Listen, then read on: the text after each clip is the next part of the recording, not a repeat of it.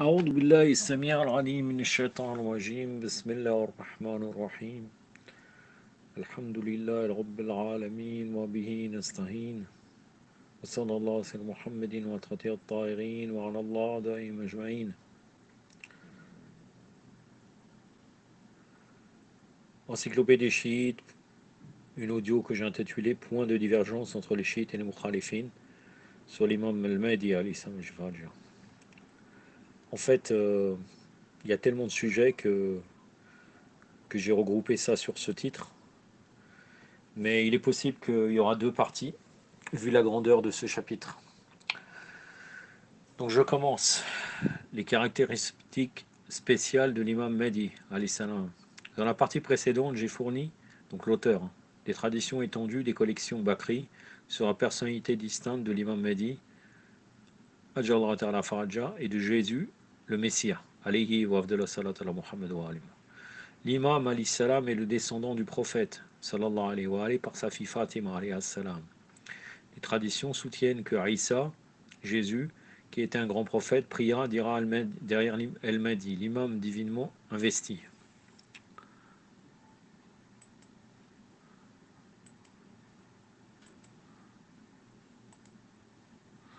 En outre, j'ai donné une partie du décret et des savants d'Al-Khilaf, donc le Mukhtalifin, qui argumentent cette croyance, sa venue.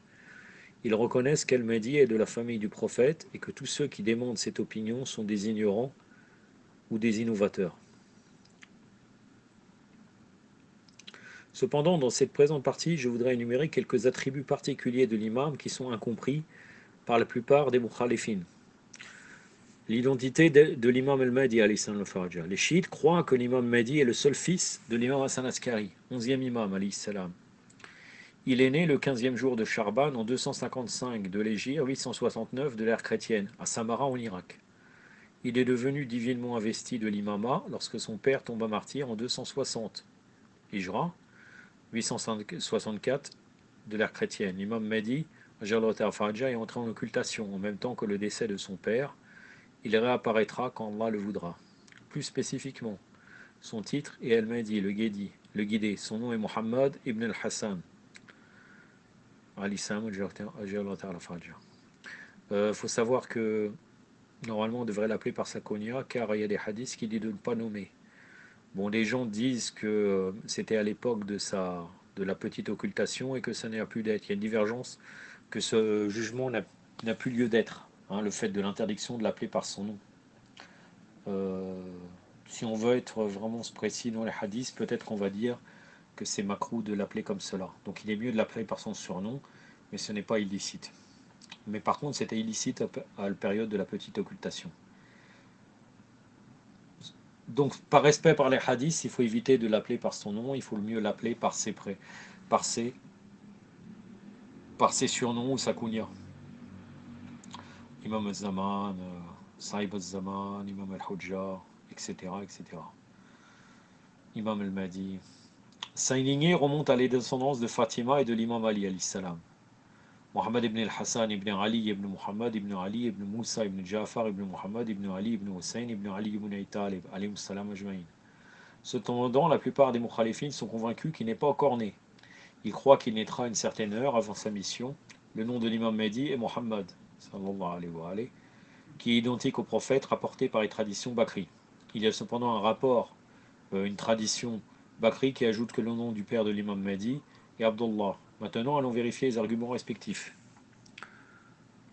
Donc là, on répond à des choubouas, des équivoques des mukhalifines. Premièrement, comment un enfant de 5 ans peut-il devenir l'imam de l'humanité? Existe-t-il un phénomène similaire dans l'histoire de la religion? Des jeunes chefs possédant cette autorité ont-ils existé? Incontestablement, cela existe. Le Coran donne un certain nombre d'exemples sur cet épiphénomène. Nous avons l'âge de Isa, le prophète d'Allah, alayhi salam, qui énonça un verset à son peuple alors qu'il était un bébé dans le berceau. La sourate 19, le verset 29 à 31. Donc c'est la sourate Maryam, alayhi salam. Le verset 29 à 31. Elle fit un signe au bébé. Ils ont dit, comment parlons-nous à un bébé dans le berceau? Il a dit, je suis en effet un serviteur d'Allah. Il m'a donné le livre, il a fait de moi un prophète, il m'a rendu béni partout où je suis, il m'a encouragé la prière et la zakat tant que je vis. أعوذ بالله السميع العليم من الشيطان الرجيم فأشارت إليه قالوا كيف نكلم مكان في المهد صبيا قال إني عبد الله أتيني الكتاب وجعلني نبيا وجعلني مباركا حينما كنت وأوصاني بالصلاة والزكاة ودمت حيا ما دمت حيا صدق الله العلي العظيم. Ainsi, Isa alayhi salam, Jésus devint prophète. Il reçut la révélation et le livre alors qu'il avait moins d'un mois.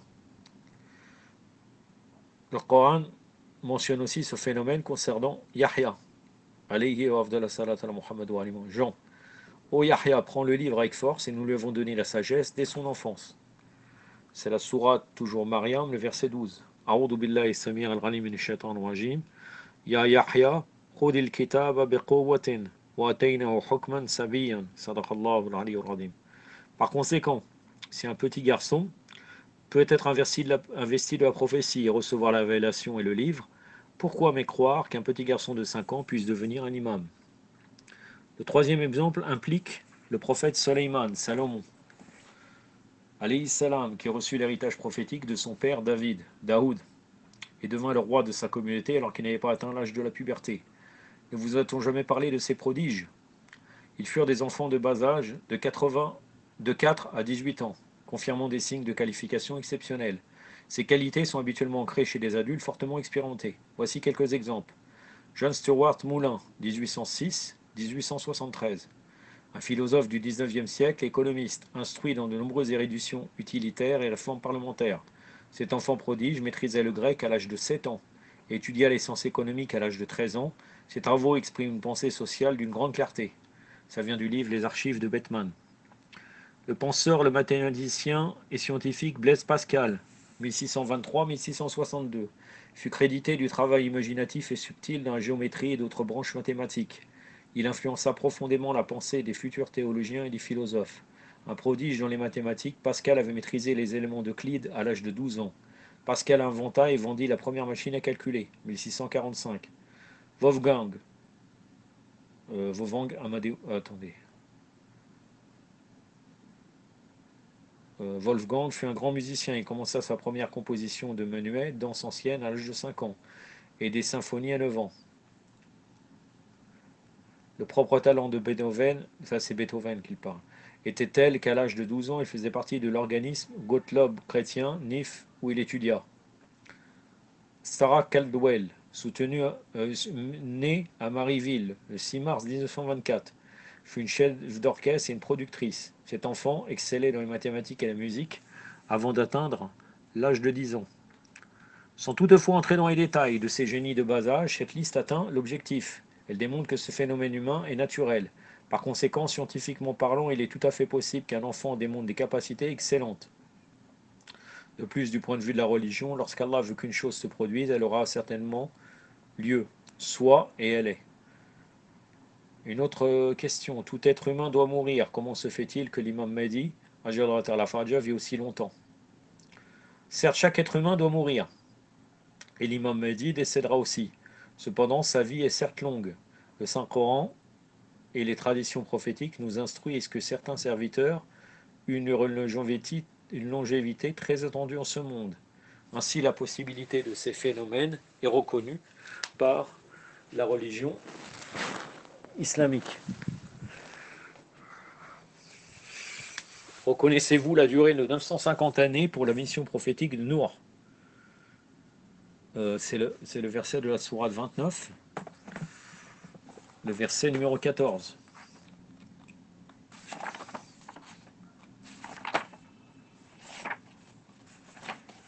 Donc la sourate El-Ankabut, donc l'araignée, le verset 14. Nous avons envoyé Nour à son peuple, il est demeuré 1000 ans moins 50 années, et le déluge les emporta, c'est-à-dire les mécréants, tandis qu'ils étaient injustes. أعوذ بالله السميع العليم من الشيطان الرجيم ولقد أرسلنا نوح إلى قومه فلبث فيهم ألف سنة إلى 50 عاما فعدموا طوفان وهم ظالمون. صدق الله والعلي العظيم. Son âge était plus élevé si nous prenons en compte son âge avant le début de sa prophétie, puisque 950 années, là, c'est sa mission prophétique. Admettez-vous que le prophète Aïssa, alayhi salam, est encore vivant. Là, on dit, je vais changer parce que apparemment cette encyclopédie d'âge de 2015, puisqu'ils ont indiqué qu'il est âgé de 2015 ans à ce jour. Il est âgé de 2019 ans à ce jour. Naturellement, il ne vit pas sur la terre, il est dans les cieux et selon la croyance musulmane, il viendra sur terre et priera derrière l'imam Mahdi alayhi salam. Concédez-vous qu'El Khidr alayhi salam est encore vivant? Le Saint-Coran mentionne l'histoire de sa réunion avec le prophète Moussa. Alayhi wa abdallah salat ala Muhammad wa ali Muhammad, Moïse. Il existait avant même la prophétie de Moussa alayhi salam. Donc El Khidr alayhi salam a maintenant plus de 3000 ans. Il vit parmi nous sur terre et nous ne pouvons pas l'identifier, assez semblable au cas de l'imam Mahdi. Il sert Allah subhanahu wa ta'ala, il est un de ses agents. Le savant Hanafi, donc de la secte Bakri Hanafite, Sibt el-Jazi, en son livre Tadkirat el-Khawas el-Umma, page 325 à 328, donne les noms de 22 musulmans qui ont des âges très divers, entre 300 et 3000 ans. Aucun ne doute qu'Allah a la capacité d'offrir une vie très longue à ses serviteurs, mais il a également assigné un temps à la mort pour chacun. D'ailleurs, scientifiquement parlant, une vie durable de cette ampleur est objectivement affirmée. Un groupe de scientifiques a entrepris une série d'expériences à l'Institut de Rockefeller à New York en 1912 sur certaines parties vivantes provenant d'animaux et d'êtres humains. Parmi ces scientifiques, il y a eu le docteur Alex Carl, le docteur Bond Jack et le docteur Warren Levis et son épouse. Parmi les expériences entreprises, certaines furent directement traitées sur les nerfs, les muscles, les cœurs, la peau et les reins des êtres humains. Ces organes furent des dons après un décès. Pour l'expérience, les scientifiques ont conclu que ces pièces ou organes peuvent continuer à vivre presque indéfiniment tant qu'elles sont nourries correctement et tant qu'elles sont protégées des interactions négatives externes comme les microbes et d'autres obstacles qui pourraient empêcher la croissance de ces organes. En outre, les cellules continueront à se développer normalement dans les conditions ci-dessus et que la croissance de celles-ci est directement liée à l'alimentation fournie. De plus, le vieillissement n'a eu aucun effet sur ces organes et s'accroissent sans aucun signe de détérioration. Les scientifiques ont conclu que ces organes continueront à se développer tant que ces savants n'abandonnent pas le procédé d'alimentation. Où est l'imam Mahdi aujourd'hui? L'imam Mahdi a disparu en l'an 260, 874 de l'ère chrétienne, lorsqu'il reçut l'imama. La dernière fois qu'il a été vu, c'était dans le sous-sol de la maison de son père à Samara en Irak. C'est pourquoi on répand que les chiites croient qu'El Mahdi est dans une caverne. Quelques historiens Bakri nous ont par ignorance attribué cette médisance. Nous ne croyons pas à cette diffamation, il fut cependant vu pour la dernière fois dans ce lieu. Il peut être n'importe où par la volonté d'Allah subhanahu wa ta'ala.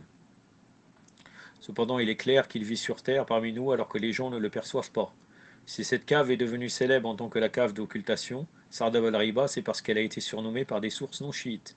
Il n'y a aucune mention d'un tel nom découlant des savants des Ahlul-Bayt. L'imam Mahdi, peut parfois vivre dans un même lieu et voyager autour du monde, comme cela est reconnu par la croyance commune des musulmans au sujet d'El Khidr, alayhi salam. Pour plus de détails, voir Kashf al-Umma par Abul Hassan Ali ibn Moussa Ardebili, volume 3, page 283. Kashf al-Astar par Mirza Hossein Nouri, page 210 à 216. En second lieu, quand à l'occultation d'El Mahdi, le Coran n'élimine pas une telle occurrence.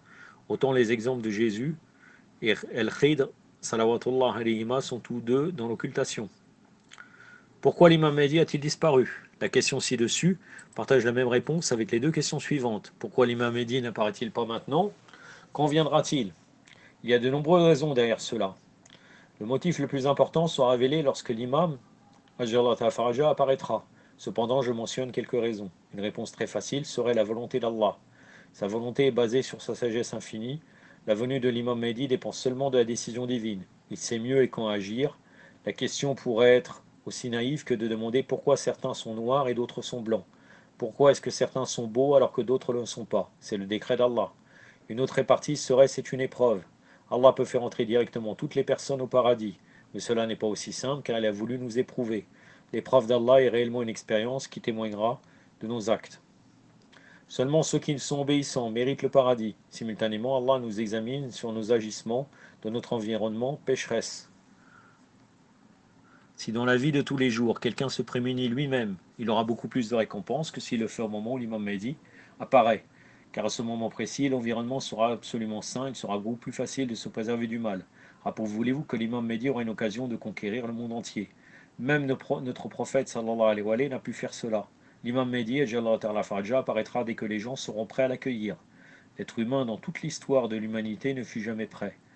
L'être pécheur tua les prophètes et les imams les uns après les autres. Cependant, Allah a continué d'envoyer des prophètes jusqu'à ce qu'il ait finalement envoyé le prophète Mohammed sallallahu alayhi wa sallam. Allahumma salli ala Muhammad wa ali Muhammad wa ajal farajahum wa la'anahum, qui apporta le dernier message au moment où l'évolution de l'esprit de l'être humain a atteint sa maturité. Ainsi, Allah subhanahu wa ta'ala leur a finalisé la religion la plus complète. Ensuite, il n'y avait plus besoin d'envoyer un nouveau message. En conséquence, il a envoyé les guides, imams, qui sont préservés de l'erreur et expliquèrent le message. Nous sommes fiers d'avoir des imams comme l'imam Ja'far Sadiq alayhi salam, qui expliqua tous les aspects de la jurisprudence, etc. Il eut une occasion magnifique d'enseigner l'authentique message islamique pendant les désaccords entre les Omeyyades et les Abbassides. Pendant cette courte période, lorsque les tyrans des deux côtés étaient occupés les uns envers les autres, l'imam alayhi salam enseigna la jurisprudence et la théologie dans les classes avec pas moins de 5000 étudiants par cours. Aucun besoin de mentionner qu'Abu Hanifa était l'un de ses étudiants. Maintenant, le temps est pour l'action, mais malheureusement, la majorité des gens étaient ou sont peu disposés à suivre le chemin droit. À la place, ils s'y sont opposés, ont assassiné les imams des Ahlul Bayt salam et les ont traités de la même manière que leurs ancêtres ont accueilli les prophètes. Le prophète Mohammed sallallahu alayhi wa sallam a dit: aucun prophète n'a jamais été affecté autant que moi. La situation continuera jusqu'au moment où les gens se rendront compte qu'ils ont besoin d'un imam divinement investi, qui régnera au-dessus d'eux, puisqu'ils ne pourront plus résoudre leurs problèmes par eux-mêmes. Quand ceci se produira universellement, lorsque les gens deviendront frustrés et déçus de leur quotidien, mode de vie, idéologie, etc., ainsi tous se lèveront leurs mains pour l'aide. Le peuple alors sera prêt. Ils ne le tueront pas comme ils le faisaient avec les autres, ni le traiteront injustement. Ils l'accepteront. Naturellement, ceci ne se produira pas jusqu'à ce que les gens subissent des afflictions beaucoup plus lourdes, des guerres mondiales, des destructions de masse par les puissances sataniques, telles que Dajjal et Sofiani. Il est facile de prévoir cela dans un futur proche. L'imam Mahdi, viendra lorsque toutes les idéologies seront examinées et échoueront. À ce moment-là, les gens comprendront qu'ils n'ont plus de solution et accepteront l'achèvement de l'imam Mahdi plus facilement. Par exemple, lorsque le communisme qui est apparu en Russie il y a plus de 100 ans, le monde à ce moment-là pensait que ce serait le meilleur mode de vie qui garantirait la prospérité de l'humanité. Mais à leur surprise, il s'est brisé récemment sur lui-même, prouvant que cette solution échoua dans la pratique. Néanmoins, certains pensent que le capitalisme et le libéralisme peuvent résoudre complètement leurs problèmes. Ces systèmes sont également en train de se briser, puisque le système économique est basé sur l'intérêt, riba. La situation a atteint un tel point où le peuple des États-Unis et de l'Europe ont la dette la plus lourde du monde. Les études prouvent même que ces gens ne pourront jamais la rembourser. C'était seulement d'un point de vue économique. Les gens également souffriront de la corruption, la convoitise, et manqueront de spiritualité, etc. Un tel système est sujet à la destruction tôt ou tard. Et lorsque tous ces modes de vie démontreront leur insuffisance dans la pratique, les gens alors honoreront la vérité. L'imam Mahdi viendra lorsqu'il aura le soutien de 313 vertueux. L'imam Mahdi ne peut pas régir le monde sans aide et en l'absence de ministres, etc. Les communautés devront produire ces individus supérieurs. C'est comme j'avais dit dans le commentaire de Dora Notba, car l'imam, dans les règles divines, est relié au bon vouloir des êtres humains. C'est les êtres humains qui décident. Donc forcément, il va laisser la gérance pour certaines personnes pour gérer son royaume, on peut dire, son gouvernement, par le biais des autres êtres humains. D'ailleurs, nos 11 autres imams n'eurent pas ce nombre de disciples de haut rang. Laissez-moi vous donner 2 exemples.